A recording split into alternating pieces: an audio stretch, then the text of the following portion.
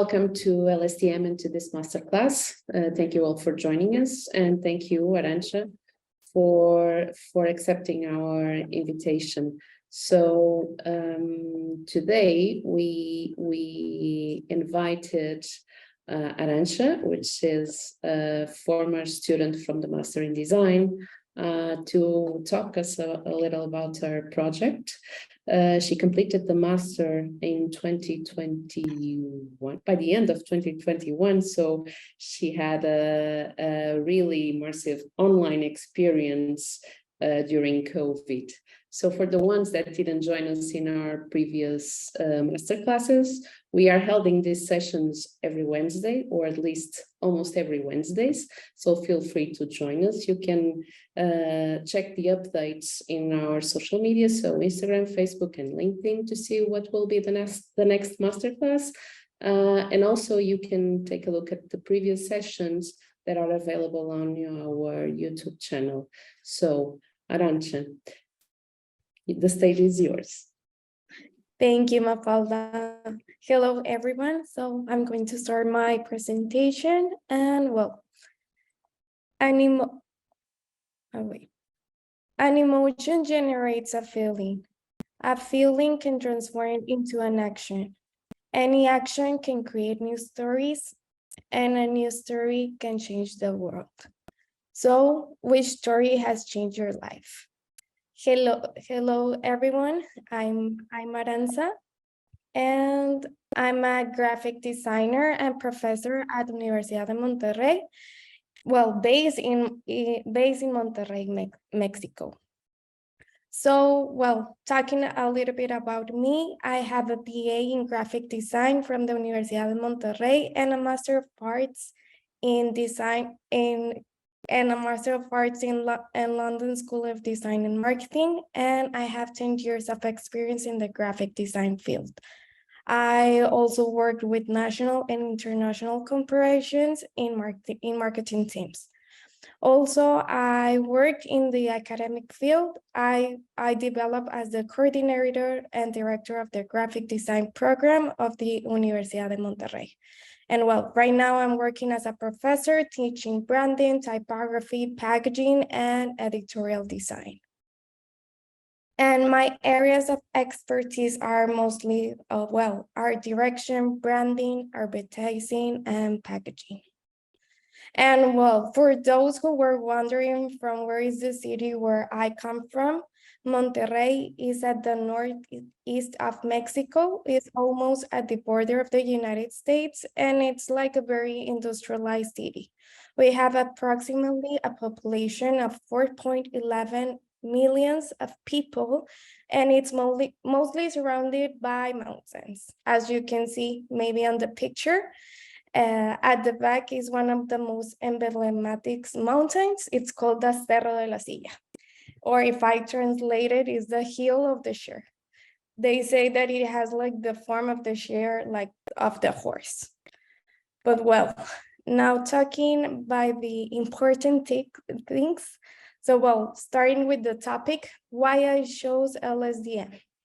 Well, in the beginning, I said that I was like involved in the academic field. So in every university that you want to work for, you need for sure to have like a master. So in the time I needed it because I wanted to be like more prepared and continue professionally growing.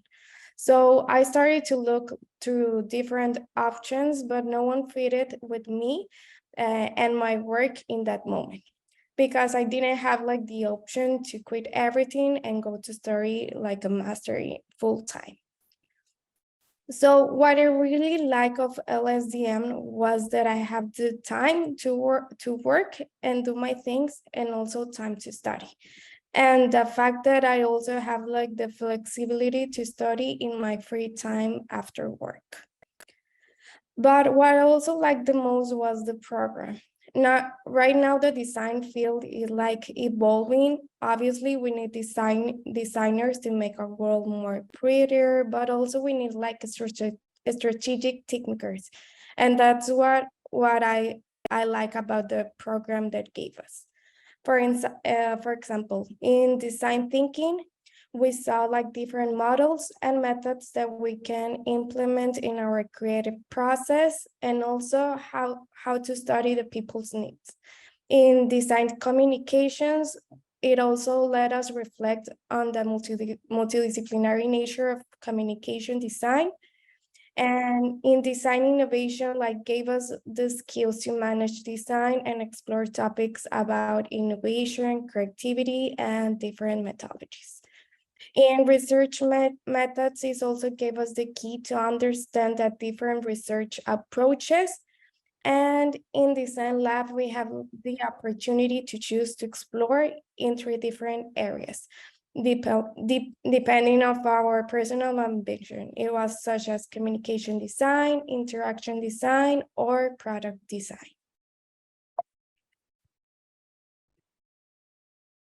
But well, and last but not least, the applied design project. This one consists in the accumulation of our study, and it consisted in 2 stages. Well, in this project, we have the opportunity to choose a topic of our interest and something that could be meaningful to the industry. But when I started, I had no idea of what I wanted to do. I researched for a lot of topics, but nothing really interested me. But when I remember there in research methods, we saw that it's very important to have the resources available so we can gather more accurate information. So I started to do like a little brainstorming of the things that I like and that they were available to me in that moment. For example, I like design and I like to teach. And always for me, it was very interesting how people approach storytelling in different cases. Also, students were around me and also, well, sorry, also students were around me, and also how do professors are always learning new tools so that they can teach them to their students. And also it came the COVID-19. And how the industry of the education changed one day to another. Even though it already existed, that online classes, mostly everyone have to shift their classes in this modality. I had to learn different digital platforms and also how this affected their emotions on both students and professors. So having with this written down, I came to this idea. The COVID-19 pandemic caused like many economic sectors to be affected, such as the commerce, entertainment, tourism, and the tourism industries, and among others. However, also one of the areas that had been harmed the most was the academic field. From one day to the next, the teaching method had changed. The home became the new classroom, and the digital platforms became the protagonist of these transformations. So that's why I came up with the idea of storytelling as a didactic tool for design online training. So you can see all my brainstorm came into one sentence. And although the online classes have always existed, most were not prepared to move quickly to this system. According to the Center for Research, Innovation, Technological Development oriented to academic management, point out that 79.8% of students focus less on their virtual classes, which represents an alarming fact, since more than half do not take the advantage of the class time, causing the academic lack. In addition to that, it also mentions that 63 million of professors were affected by the health crisis of the COVID-19, which had an impact on them due to the lack of training in digital and pedagogical tools for distance learning. Okay, well, and even though they exist like different didactic resources that help the professors to facilitate their teaching process, However, the interaction and the personal connections between the student and the teacher is hard to approach within the digital classroom. So now it's required to have like new skills and new abilities so the teacher can combat the monotony of the class. Also, I make a little research about some authors, and well, Velas, he stated that the emotions influence the attention, memory, and the logical reasoning, so that well managed, they help us pay attention to do what is really important. And Lupton points out the storytelling helps create messages that stimulates the user imagination and encourage certain actions and behaviors. Sorry that I didn't put it. But well, so it will be logical maybe to think if an emotions influence the person's attentions and storytelling encourage action, it's possible that the teachers use it to connect with the student without being present in the classroom. So I developed this project as a didactic tool through storytelling, which helps and guides the teacher to interact and connect with the student, generating memorable situations within the narrative of the course for digital transformation. To have the solution or to find the solution of this project, I use the methodology of human-centered design created by IVO, and this is used to emphasize with the two users. So this consisted of 3 stages: inspiration, ideation, and implementation.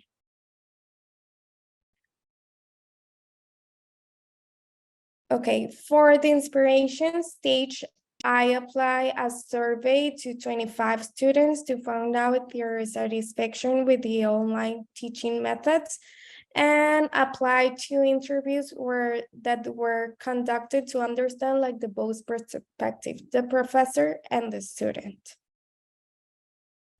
And already having like this information, it was also important to have a literature review of this research. So I try to learn all that I can about the current system of education, what is storytelling, what is the effect of the emotions that have in people, and what types of methods exist for creating a good storytelling. And also in this ideation stage, I collected information by using empathy maps, and I analyze and interpret the information to find people's needs and the solution to the design problem. And in addition to that, I created the graphic style. And also in the implementation of this project, the didactic tool was created. So it's planned that it could be like printed to fill out with hand and to facilitate the user to write their ideas freely. And also part of this project is important also to have feedback from the teachers. We always have something to correct. And also I created 2 user personas for the development of this guide. First is the teacher, who is like a strategic and structure, and as the structure teacher who has many years in experience, but also is like really close with new ideas. And after researching and analyzing all the information and having like all the brainstorm sessions, I realized that we can always do more to help the student. We can motivate them more, we can influence them more, we can create more, but most of all, we can tell more. For what this guide came by the name Cuenta Más, well, this guide is in Spanish, And I created like a friendly graphic style. I use like a sans serif and a handwritten typography so it can transmit like closeness. And in addition, I create an iconography and get it's like a emoji style, and I use it so I can attract like the attention through graphics. And finally, I use like brilliant colors like that they are used to influence the different emotions. And as a result of that, the guide consists of 12 pages and 9 activities.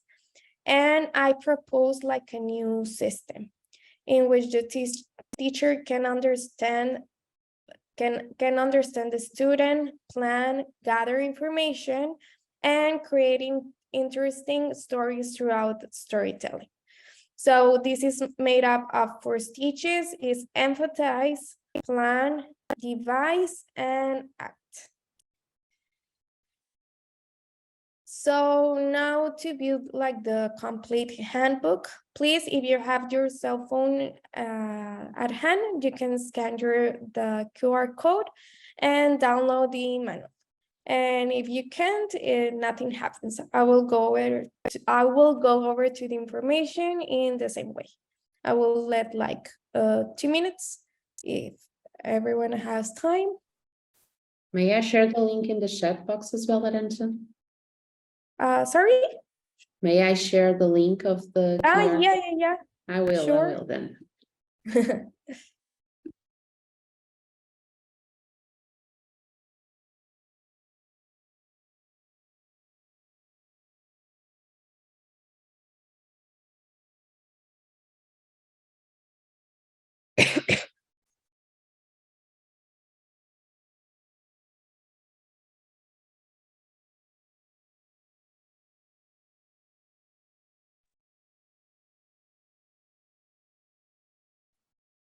I think you can move forward. Okay. I already shared the link in the chat, so the ones Okay. that couldn't scan the QR code can follow us through the link in the chat.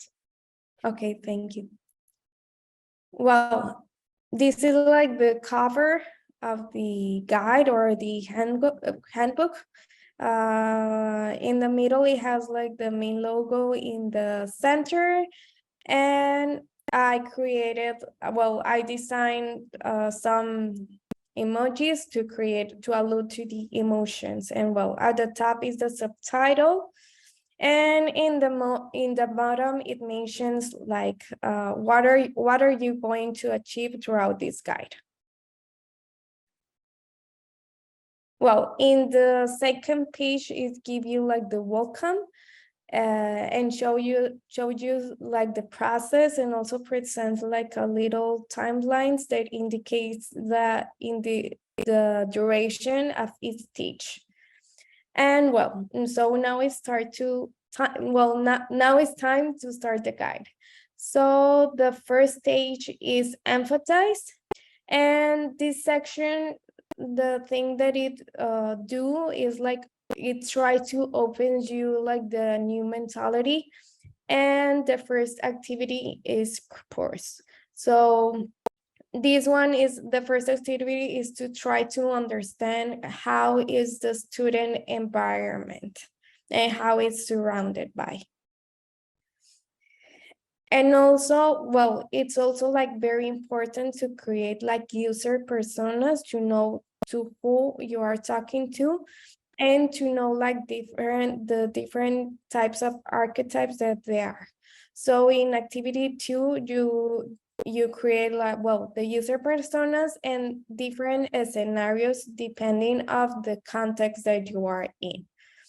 For example, here I propose as the student, it could be like the explorer, because he's always like trying to search for new things. Here I pointing out like the different types and activity 2. Okay, well, And in emotions, Don Norman, he defined that there are like 3 levels of experience. So this is like a fundamental part of defining like the type of emotion that it's intended to achieve. And on the other hand, also like a color section was added since the color stimulates and influence like the people emotions, so you can know when, I don't know, when you have like any presentations of something that you have to show to people, like to know which color you can choose depending on which emotion do you want to influence.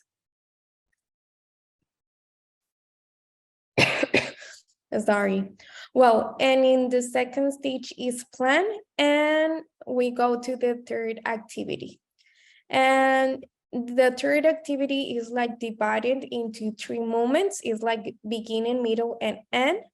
So you can have like, maybe if you have, I don't know, like your class, you can divide it like in 3 moments, and depending on maybe the time, the emotion that you want to achieve, or what do you want to achieve in your class, so you can write down everything that you want to approach, or the goal that you want to have in that moment. And in the activity 4, it proposes like a timeline of the experience. So you can plan like all the different moments that you want to achieve in class, and this is divided by the elements according of the story that must have. And for the third stage is device. So it's important also to have like the content that it's going to help to plan the story. So here in the activity 5 is like to gather all the information, to have all the literature review, I don't know, research all the information that you want to gather. So in activity 6, you can generate like a brainstorm or how the content will be displayed. And this is followed by the activity 7, when you create like a mental map, and where you propose like all the sections that you are going to have like in class. And now it comes to the last stage, that now is like act. So in this section shows like different teaching resources that can help you make the class like more interactive. And in addition to that, since the information you already collected is start to make like the story.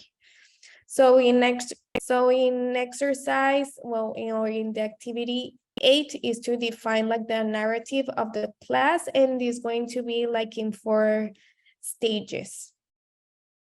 And finally, in activity 9, you create like a storyboard, maybe of your presentation, and that will help you to generate like a different sequence throughout graphics and text to present like different scenarios of your presentation. And well, now you reach to the end of the guide, and you are ready to be a storyteller. And here like the end of the handbooks, and well, the reference where I gather all the information. And well, finally, to see like the results, and to know what other people think, or other professors thinks about this, I send this guide to 4 graphic design teachers to evaluate its functionality and see how the tool can improve the student learning experience. So I was glad that I found like a positive response from them. And among the comments, it's highlighted that for them, like this is like a reflective and critical process, which helps them identify like different stages of your class. And this could be great for them when planning the content of their class.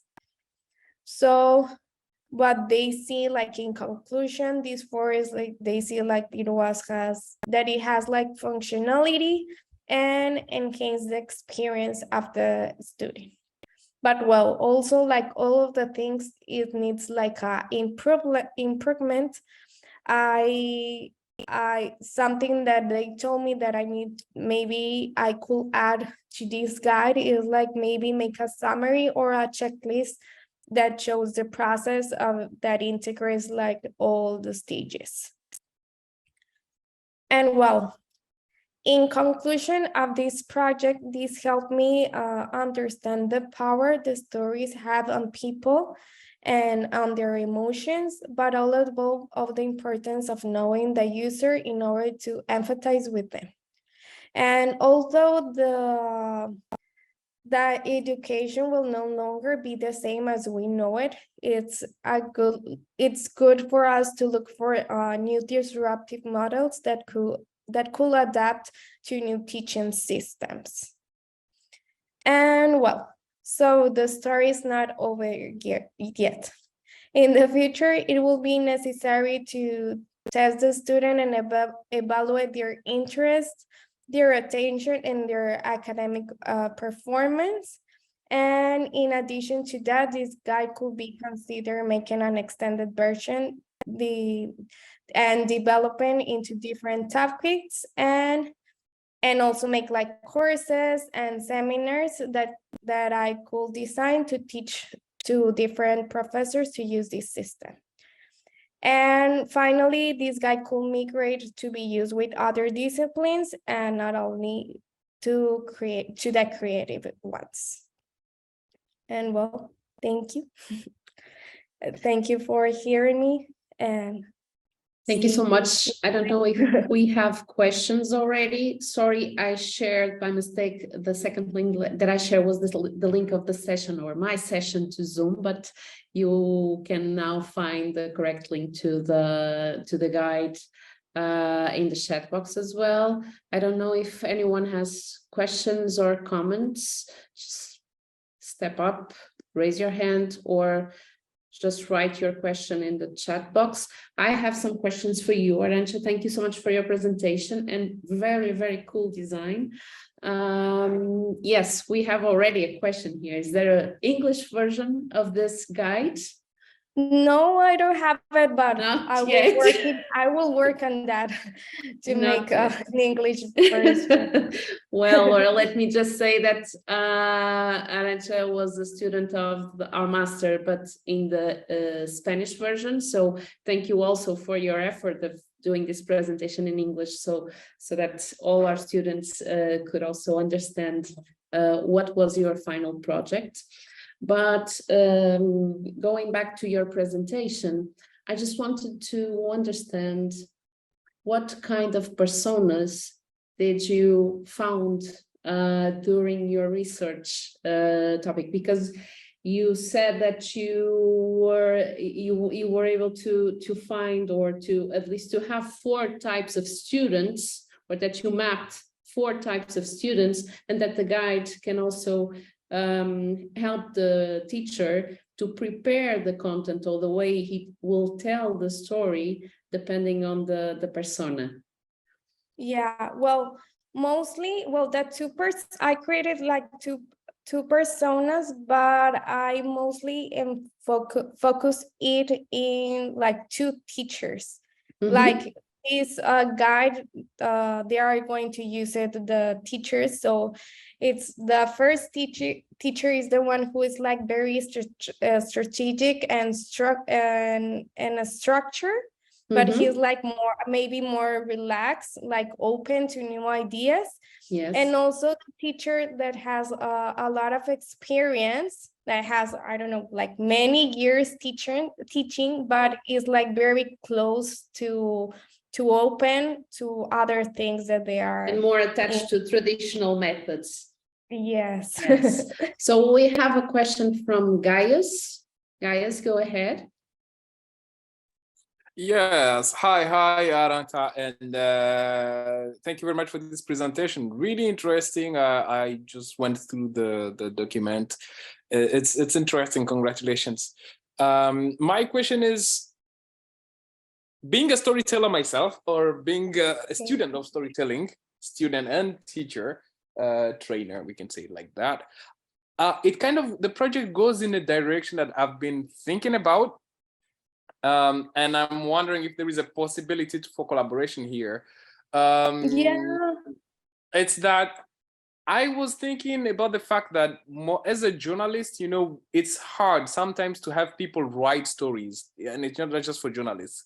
And your guide is kind of clear, but it's printed on paper. My idea was whether on working on some sort of software, open source software that will be available for free for people, and that will ask them, let's say, like 5 questions, including incorporating different elements of storytelling. But now I think, like, if you add the aspect of design to that with emotion and colors, it's just something else. I don't know if you've thought about the possibility of, turning it into a software that will be freely available for, let's say students or writers or anyone who just wants to write cool stories. I'm sure there are students who study interactive design who may be willing to jump on this project and work on some sort of software that will be very simple and easy to access and just make it available for people for free. Yeah, well, I will love to collaborate. And also, one of the things that I also like think to do maybe like in the future, and also like having the resources and everything, is like, I know, like have you said it's like printed out, but it's also, we can how do you say, sorry, my English is not so good, but Go ahead, we can say go it in to Spanish. other people. Like we can, We go can to reach other people. Yeah, we can reach like other people in a new platform, or like in the digital thing, or in the web, and they have like the resources over there. Really So, cool. yeah. So you're open for business, Arantxa. Yeah. Do you mind if I share your email address here so that Gaius Yeah. can get in touch with you? Yeah, for sure. Okay. Yeah, So who's next? Bryn Davis. Yeah, hello. Congratulations on a great project and graduating, obviously. I just wanted to ask the question, how much did, say, the course and studying with LSDM influence the project that you went on? Because basically you have created a solution to the problem you had originally, almost. Okay.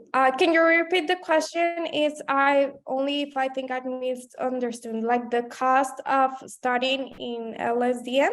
I don't understand, right? No. I'm How sorry. much did the course, the master's course, how much did it influence the direct, the solution you made for applied design project?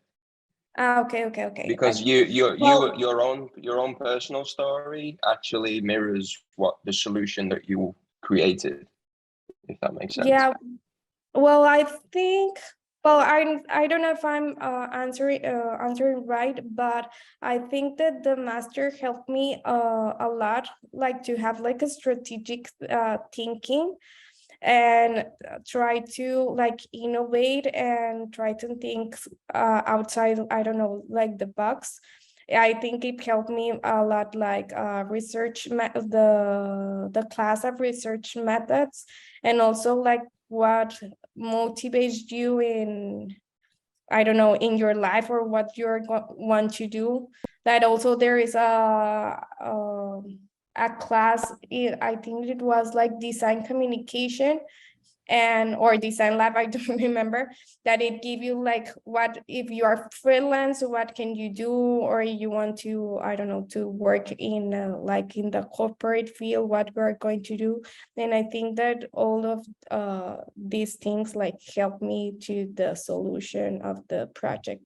And also like you have like a tutor that it's like guiding you all the way. and it's like give you like, okay, you can go to this direction or to the other, and that also like helped me a lot to the solution. I answered the question, or I understand something else? Yeah, no problem. Just to say, I already completed the master's course myself. It's more. I think you have different subjects to me, but I think you had a similar process, which is you probably came in with a particular goal, but you allowed the course to direct you through the solution itself. Yeah. I don't know if I just, sorry for interrupting. I think that what Brian is trying to understand is that when you started the master, and please correct me if I'm mistaken, when you started the master, did you already have this idea for the final project? Was that it, No. Brian, the question? Or Yeah, if similar. it was your experience I think, during the master adding to your background that made you arrive to this idea? I don't know. Yeah, he's almost. I think, Arantxa, you needed to do this course for a specific reason, and then the course enlightened you to a solution that helps you now in the future, and that rings a bell for me, shall we say? Yes, yeah. Well, the thing that I can say is like in the beginning, I have like no idea, no clue that what I wanted to do. So like I think that the master helped me to find like the solution, and also like in the environment that I was involved, like well, I teach and I see how I don't know, the students that you are on Zoom, and it's like very difficult to, I don't know, to everyone opens like the camera, and sometimes you feel like you are ignored in the Zoom classes. So like all of those feelings make me like, oh, well, what can I do so I can motivate more or influence them more, I think. So was your experience as a professor as well, and the barriers that you found that also led you to this solution? And are you implementing this guide yourself or sharing this guide with your colleagues in the Universidad de Monterrey? Yes, well, I share it to them so they can give me like feedback, and they tell me like, you should share it like to the whole university, but I haven't do it. Yeah, you must. Yeah, like sometimes, I don't know, like designers maybe, like, or, well, I don't know, I feel like designers, maybe you feel like your work, I don't know, like there are a lot of people that maybe knows more than you or something. And well, and that's why sometimes we are scared to do things, but well, if we don't do it, we will never know what's going to happen next. You should take that leap of faith and share your guide with your colleagues. Any more questions? I don't know if anyone has something else to add to Arantxa's presentation. If not, I think this session is now complete. I would like to thank you all for joining us. Stay tuned for the next sessions, and that's it. Thank you, Arantxa. Thank you all. See you next time. Thank you, everyone.